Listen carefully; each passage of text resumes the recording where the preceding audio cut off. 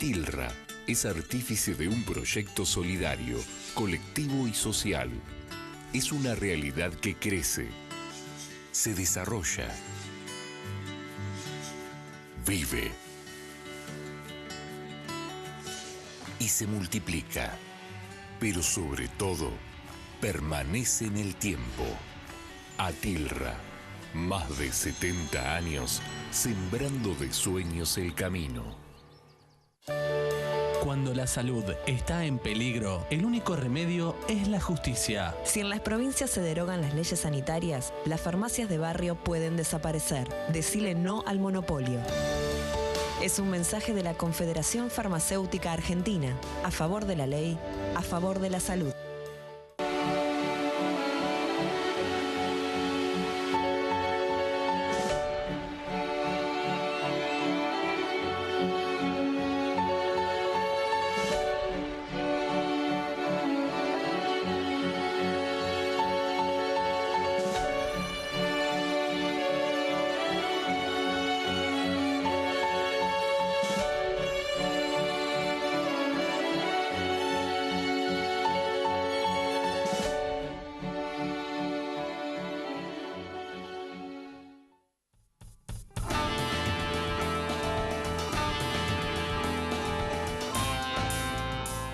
Hola, ¿cómo están? Muy buenas noches, bienvenidos acá a Economía 4D. Antes de empezar a hablarte de economía, de política y de todos los temas de actualidad que tocamos siempre en el programa, aprovecho, te saludo, Gustavo, y te demuestro el enojo que tengo por lo que pasó el fin de semana. ¿Cómo andás? Buenas noches. El día domingo, enojo, molestia, el sábado, impotencia. 6 horas encerrado en la cancha de River, estuve sin ningún tipo de información, no se sabía qué pasaba, qué no pasaba, fue una vergüenza, ¿no? Y el trasfondo de lo que hay atrás de todo lo que ocurrió es vergonzoso, ¿no? Sí, un escenario complejo donde no se salva ni el presidente de River Plate porque hubo reventa de entradas y, ¿no te parece paradójico? Un allanamiento un día antes. ¿No es una forma de alguna manera de provocar? Me pregunto, ¿que el allanamiento se tenía que hacer? Sí. ¿Por qué no una semana antes, un mes antes, un día antes del partido? Primer dato que hace un poco de ruido en este escenario. Muy raro, ordenado por un fiscal de la Ciudad de Buenos Aires, sí, realizado por la policía de la Ciudad de Buenos Aires, en la localidad de San Miguel, sí, que es en la provincia de Buenos Aires. Sí, señor. Raro, bueno, digo,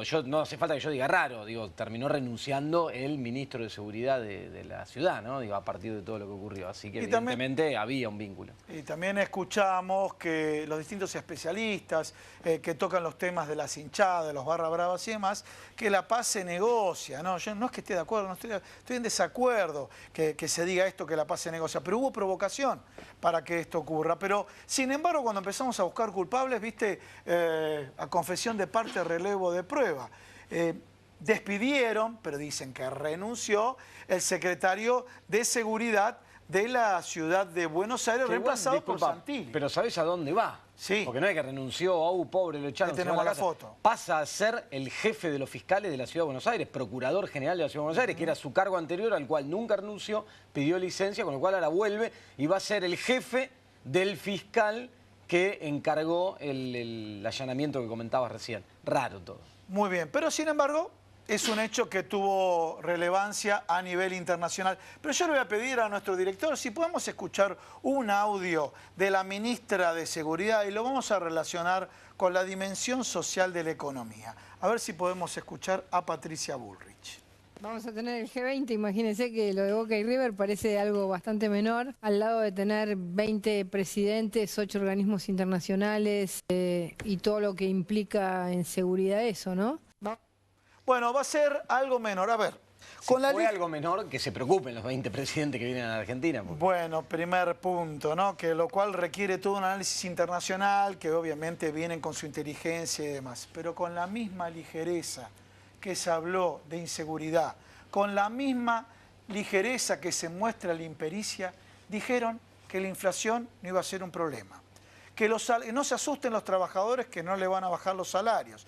No se asusten las pymes que no va a caer la productividad, sino que van a incentivar a la pequeña y mediana empresa. Que no iban a afectar a los docentes y así una serie de promesas que iban a quitarle el impuesto a las ganancias a la cuarta categoría. Todo esto, con la misma ligereza que ustedes escucharon este audio, se dijo en la campaña presidencial. Una serie de hechos económicos que lo vamos a ver ahora, las consecuencias de todo esto.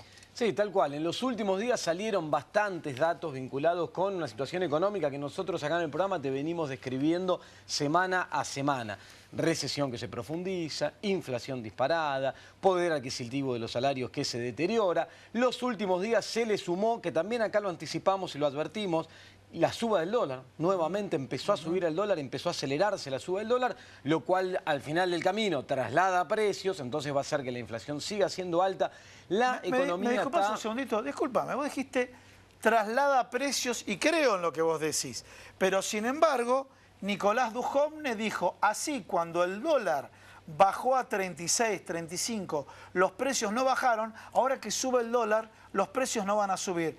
Y yo lo único que le pido, ni siquiera discusión a través de un modelo econométrico, sino le pido un poco de memoria. En nuestro país, siempre que subió el dólar, subieron los precios, y cuando bajó el dólar, no bajaron los precios. Es que siempre es así, se crió en Marte el ministro, porque siempre fue así en Argentina, siempre funcionó así. Cuando tuviste la baja, es cierto que no se acomodaron, ahora van a seguir subiendo. Aparte, acá te lo explicamos nosotros. Cuando tuviste la devaluación, el primer impacto sobre precios es en el índice de precios mayorista, que en el mes de septiembre subió un 15%, cuando el minorista subió alrededor de un 6%. ¿Qué te quiere decir esto? ¿Se estrangula la rentabilidad de los minoristas y lo pueden absorber? No, porque están al límite. ¿Qué quiere decir? Que el traslado a precios se va diluyendo, se va transmitiendo a lo largo de la cadena y ahora la inflación minorista la empezás a sentir. Por eso tiene sentido que los precios suban como están subiendo hoy en el medio de este descalabro macroeconómico que el gobierno montó y una trampa en la cual se metió. ¿Cuál es la trampa? Tasa de interés a las nubes, anunciaron cuando llegó Sandleris al Banco Central, sistema de bandas y todo eso. Tasa de interés 74%. Claro, ahí lo que hizo fue darle la señal a los inversores especulativos, vengan, denme los pesos y apuesten esta tasa por un tiempo que el dólar se va a mantener quieto. Ahora, el dólar bajó un poco y llegó a tocar la banda inferior. ¿Qué es lo que pasa ahora? Los inversores dicen, si estoy en la banda de abajo, si baja un poco más van a intervenir y lo van a subir, o sea que no baja más. Esto lo tengo garantizado. Empiezan a bajar la tasa de interés y además esa banda, ya me anunciaron que crece al 3% todos los meses.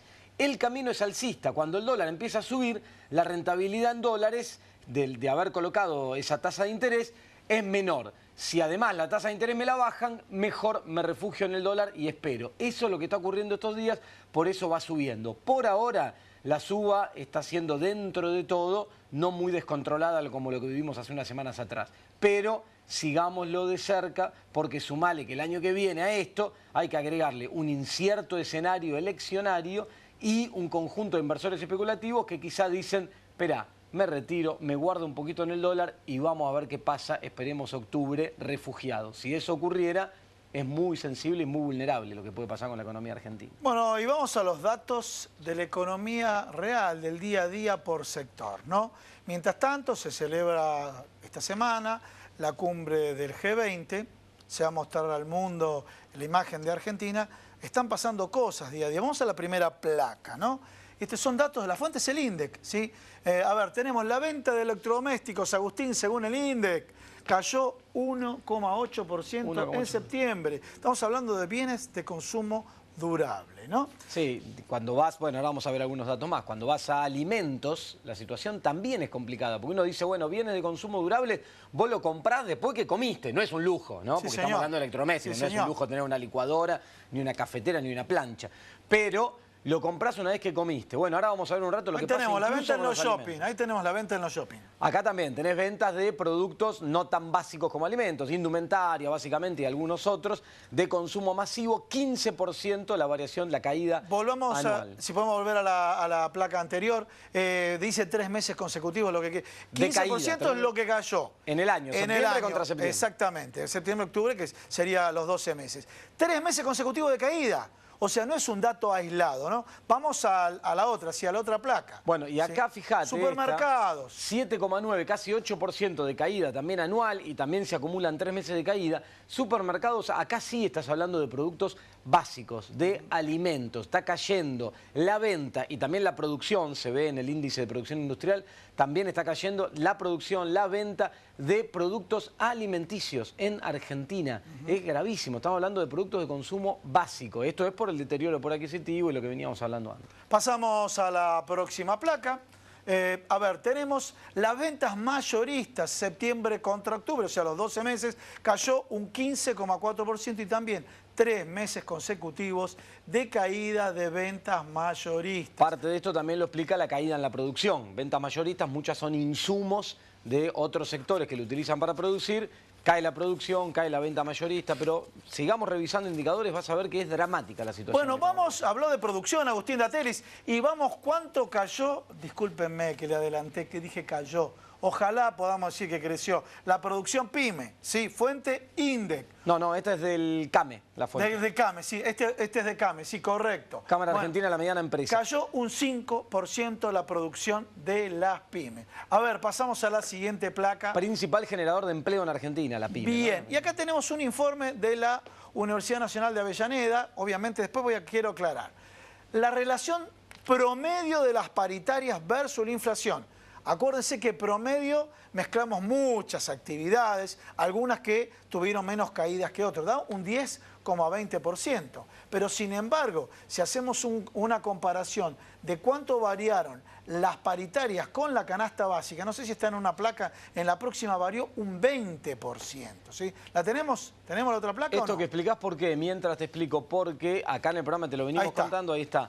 La inflación es mucho más alta en productos básicos, sobre todo en alimentos, que lo que está aumentando el nivel general de precios. Por eso es válida esta cuenta cuando comparás con canasta básica, que es una canasta básicamente de alimentos y otros productos muy básicos, ahí la pérdida por adquisitivo es más fuerte. Como vos bien explicaste, es un promedio. Hay gremios que obtuvieron arreglos paritarios mucho mejores y tienen una caída menor, o en algunos casos hasta terminan empatados, y hay otros que tienen caída mucho más fuerte. El promedio es esto para la economía, lo cual es grave. Es la pérdida por adquisitivo más fuerte desde la crisis 2001-2002. Me voy a hacer una cosa, cambio de paradigma. Entonces me paro del lado del sector empresario de las grandes empresas que dicen tenemos que buscar salarios competitivos. Lamentablemente ustedes saben, entre paréntesis, salario competitivo es salarios a la baja por debajo de la inflación. Ahora, para ustedes, los que pedían la reducción de salarios en términos constantes, son competitivos, pero ninguna actividad crece. Quiere decir que el diagnóstico era equivocado. Sí, porque el gobierno confunde ahí el diagnóstico. La idea, ¿cuál fue? Tenemos que ser competitivos internacionalmente y entonces exportar, aparte con una muy mala lectura de lo que está pasando en el mundo, ¿no? Porque el mundo tiende al proteccionismo, se cierra, busca colocar sus productos y sin embargo Argentina fue este nuevo gobierno cuando asumió de manera pasiva a intentar insertarse en un mundo que le dio la espalda. Ahora, frente a esa estrategia lo que dijeron es necesitamos ser más competitivos, salarios bajos. Devaluación, te bajan los salarios en dólares, paritaria por debajo de la inflación, te piso, te uso como ancla los salarios, el costo de la crisis la pagan los trabajadores. Lo que perdieron de vista es que eso te debilita el mercado interno. Entonces, menos salarios, es menos consumo, es menos demanda, es menos consumo en el mercado interno, con lo cual todas las actividades, pequeña y mediana empresa, industriales, logística, todo lo que tiene que ver con el mercado interno, se debilita, cae, cierran fábricas, despiden trabajadores, hay menos empleo y ahí entras en el círculo vicioso del cual no salís si no apostás de nuevo a fortalecer el mercado interno. Por eso la preocupación de que este gobierno no tuerce el rumbo, no va hacia otro lado, profundiza el mismo camino que nos condujo hasta acá y entonces ahí es donde aparece la preocupación. Tomá declaraciones de uno de los vicepresidentes de la Unión Industrial Argentina. Esta semana dijo, votar por este gobierno el año que viene sería suicidarnos. Lo dijo un vicepresidente de la Unión Industrial Argentina. Imagínate la situación que está atravesando el sector, ¿no? Bueno, les voy a hacer un resumen porque no se pierdan la frutilla del postre, ¿no es cierto? A ver, ¿qué le comentamos? Caída de venta de electrodomésticos 1,8%, caída de venta de shopping 15,10%, caída de venta de supermercados 7,9%, caída de venta mayoristas 15,4%. Todo fuentes confiables, no fuentes que, bueno, vamos a dudar porque tiene una tendencia política. La producción PYME, ahí corregimos, según CAME, caída del 5%. Caída de los salarios promedio versus paritaria, inflación versus paritaria 10 y versus canasta básica 20. Ahora, señores, ¿cómo califica el plan que realiza el gobierno, el Fondo Monetario Internacional. Y vamos a la placa. 10 puntos, Agustín, 10 puntos, califica así, sobresaliente el Fondo Monetario Internacional, el plan llevado a cabo por el gobierno nacional. El Fondo Monetario, claro, felicita al gobierno en una lógica completamente propia, porque ni siquiera el mercado financiero. Vos fíjate que en las últimas 2 semanas, 2 calificadoras de riesgo internacionales, con las cuales uno, en mi caso como economista, no estoy de acuerdo, tengo una visión completamente diferente de la economía, lo que ellos miran es su negocio financiero, el tema de la deuda, si es sostenible o no. 2 calificadoras, Fitch y Standard & Poor's, redujeron la calificación de Argentina, dijeron que la están revisando a la baja, que publicaron informes muy negativos sobre la economía argentina. Sin embargo, el Fondo Monetario, con todos estos indicadores que te acabamos de mostrar y muchos otros que dan cuenta de un deterioro muy grave para la economía argentina, con las agencias del mercado financiero también advirtiendo sobre la sustentabilidad de la deuda, etcétera, el Fondo Monetario felicitó a la Argentina, le dijo que va por el buen camino, que ratifique el rumbo, que sigamos así, obviamente, en el camino del ajuste, de este famoso e inalcanzable déficit cero. Bueno, las consecuencias seguirán siendo las mismas. Digo, si vos estás con un barco, ves el iceberg adelante, como tantas veces ocurrió en la economía argentina, no estás dispuesto a mover el timón y lo único que haces es seguir apuntando al iceberg, bueno, en algún momento vas a chocar y el barco se va a hundir. Lamentablemente, el Fondo Monetario termina teniendo una actitud completamente cómplice a esto que te mostramos que está pasando en Argentina. Bueno, ahora sí, vamos a presentar a los invitados del programa del día de hoy. Y bueno, a mi derecha me acompaña Hugo Antonio Moyano, abogado y apoderado del gremio camioneros. Muchas gracias por estar acá en el programa. Gracias a ustedes. Hay muchos temas para preguntar, Hugo. En un rato vamos a hablar. El tema paritaria que hablamos un rato, sí, uno de los que mejor... Un tema que me sale más allá de la excelente relación con Eduardo López, que me sale también, y vos también como docente y demás. Bueno, la lucha que tienen los docentes, porque en estos indicadores sacamos un promedio, pero no pusimos que uno de los más perjudicados versus paritarias versus inflación son los docentes, y ustedes sí que luchan, Sin duda, nos entra justo ese promedio, 30 a 50. 30 a 50, 20 o sea, abajo. Te da con la canasta básica. Exacto. Bien. Porque los maestros utilizamos todo lo que ganamos para comprar comida, medicamentos o trasladarnos, transporte. Entonces, la inflación subió 50 por el ascensor y los salarios subieron 30. Ahora, y ahora le voy a preguntar a ambos, y después pasamos a la otra parte del estudio, cuando se estigmatiza tanto a los gremios, y me refiero mafias, o sea, todo lo que se utiliza para desposicionar el concepto de gremios, el concepto de lucha, en este caso por una recomposición, o eventualmente para que no haya despidos y demás. ¿Qué pasaría si no existieran los gremios, no? Bueno, es el sueño del patrón, un mundo sin sindicatos.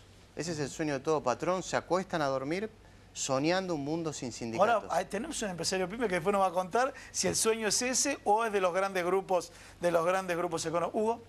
Sí, bueno, por ahí mi formación me lleva a decirlo, pero me parece que este gobierno lo que quiere es volver a una etapa del preperonismo, y lo viene demostrando en cada una de sus acciones, ¿no?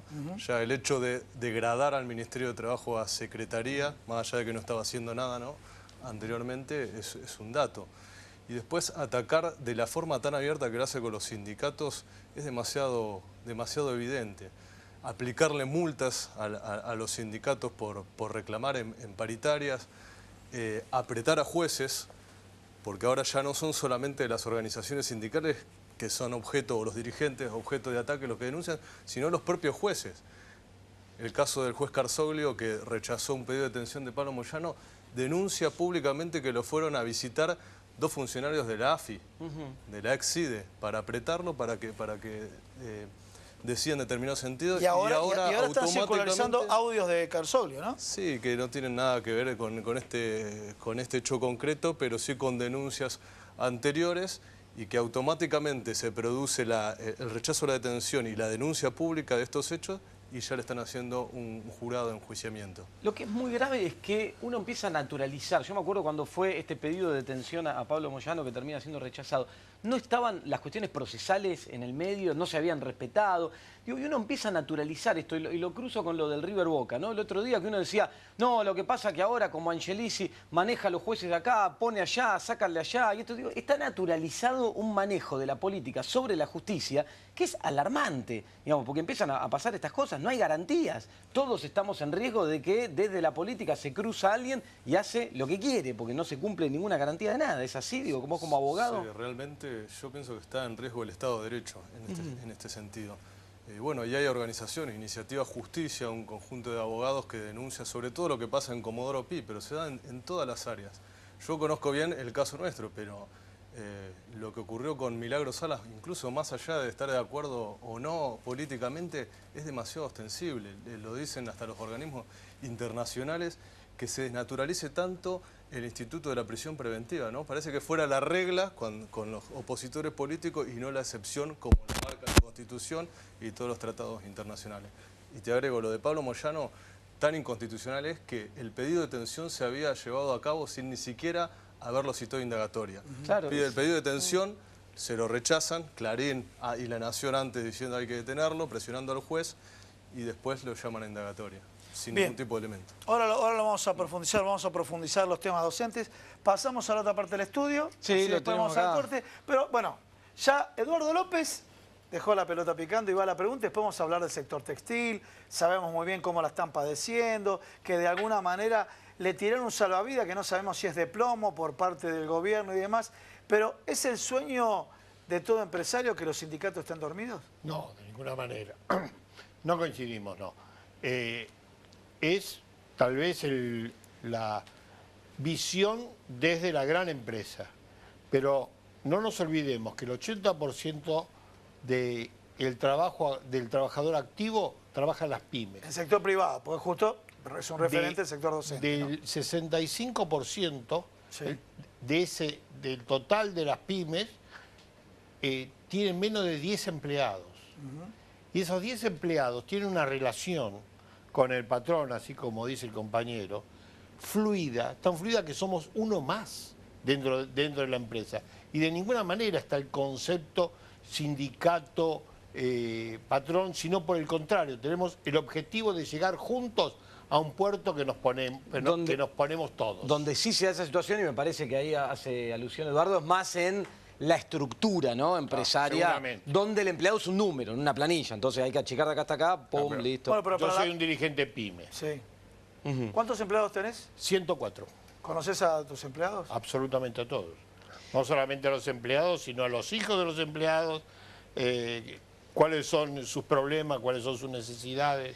Y ustedes sí sufren esto que yo marcaba, describía del gobierno, esta idea de hay que bajar los salarios, reducir el poder adquisitivo, porque en definitiva para ustedes es menos demanda y su actividad suele estar vinculada al mercado interno. Claro, absolutamente estamos en desacuerdo. El bajar los salarios es matar el mercado interno, ni siquiera disminuir el mercado Vos sos interno. empresario textil, a ver. Sí, nada más que hace 50 años. Bueno, ahí está, sos empresario textil. Explicar a la gente como empresario textil la implicancia que tiene bajarle los salarios en el sector textil. Es muy sencillo. Cuando la gente tiene un salario bajo, el salario le alcanza para pagar sus alimentos, el transporte, educación y medicina. Y nada más. Y no se compra, y la camisa, y bueno, será para el año que viene. Y el pullover, y bueno, tirarás con el pullover del año pasado. Y así sucesivamente. Entonces, la fábrica de pulóveres cierran, la fábrica de camisas cierran, y esta es la rueda del carro que empieza a caminar hacia atrás. Y empieza el efecto dominó, porque todo empieza en el mostrador. Cuando el mostrador no tira, inmediatamente se refleja en el mayorista. El mayorista se para, inmediatamente se refleja en la industria, y esto se retroalimenta hasta que terminamos parando todos. Se termina cortando la cadena de pagos, que es lo que pasa ahora, terminamos llenándonos de cheques rechazados y después es muy, muy difícil salir de ahí. Porque en este momento estamos trabajando al 49% de la capacidad instalada, por ejemplo. O sea, hagámosla fácil, una de cada dos máquinas está parada. Claro, una de cada dos máquinas está parada. Cuando se sigan parando máquinas, porque ojo, todavía tenemos para remar un rato largo, ¿eh? Sí. Hay que tenerlo muy, muy en cuenta, y un tema muy grave que tenemos por delante, que es, hasta ahora tuvimos lo fácil, ahora vamos a tener que empezar a remar en dulce de leche, ¿eh? No entendí. A ver, ¿qué tuviste fácil y qué es dulce de leche? La época hasta ahora, digamos que venía habiendo un consumo determinado porque veníamos con cierta mochila de arrastre. O sea, no venías con déficit cero, eso es lo que quiero decir. Bien. Ahora entramos en el triple cero, que es gravísimo, que es déficit cero, inflación cero y cero calificación de este gobierno. Porque esto es un desastre. Lo que van a hacer con la industria a partir de acá es un desastre. Ahora viene una época de llevar estos 400.000 millones de ajustes que van a aplicar sobre esta sociedad, sobre una sociedad que ya está en el límite de su nivel de respiración, es terrible. Y esto acaba con la posibilidad de recuperar la industria. Y para la recuperación que vamos a necesitar a partir del 2020, se necesita tener una base. Vos no podés reconstruir sobre la nada. Tenés que reconstruir sobre máquinas que están, que existen todavía. Si las máquinas son canibalizadas, sonaste, papá. No tenés más máquinas. No tenés sobre qué reconstruir. Vos necesitás reconstruir sobre una base que está y sobre empresarios que todavía tienen la fe, la confianza y la esperanza de poder levantar su empresa nuevamente. Porque llevamos caído muchas veces. Muchas caídas ya llevamos y pocos empresarios hoy le quedan las ganas, la fuerza y la voluntad para intentarlo de nuevo. Y en este escenario que describe, olvídate de la inversión. Si no hay inversión, no hay nuevas máquinas y la competitividad queda solo por salario bajo, porque te la debo ganar competitividad por hacerte más productivo y avanzar tecnológicamente. Pero bueno, ¿te parece? Se vayan, no se vayan, quédate acá, que seguimos en Economía 4D. Muchísimos temas nos quedan. Ahí seguimos, dale, vamos.